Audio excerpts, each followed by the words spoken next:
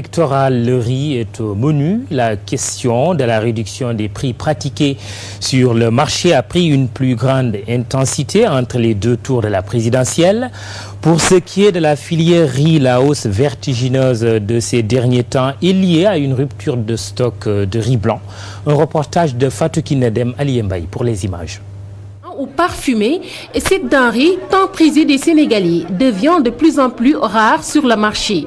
À cela s'ajoute la hausse vertigineuse des prix de ces variétés.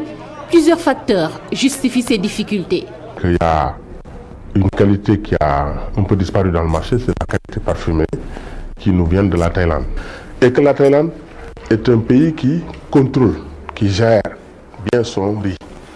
La Thaïlande, le gouvernement thaïlandais achète même des fois toute la production. Et je peux même dire tous les ans, une bonne partie est achetée par le gouvernement thaïlandais pour soutenir le marché du riz. Ces difficultés rencontrées sur le marché thaïlandais font que l'offre a diminué par rapport à la demande, d'où la nécessité de réglementer le marché. Il faut réglementer l'importation, c'est-à-dire ce que nous avons proposé.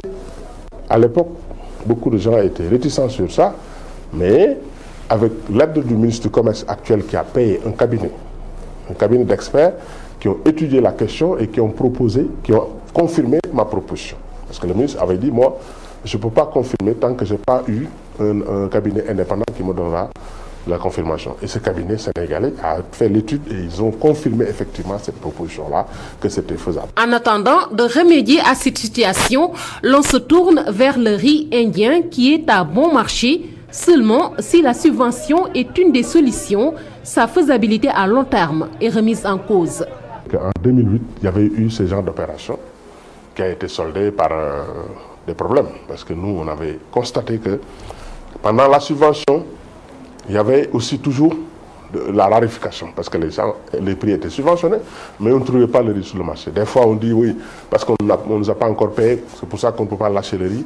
Il y a certains, par patriotisme, lâchent le riz, mais à l'arrivée, ces gens-là ne sont pas tous payés. Entre autres solutions alternatives, réduire l'importation du riz dont la facture se chiffre à 200 milliards par an, booster la production locale, gage d'une meilleure initiative pour une autosuffisance en riz.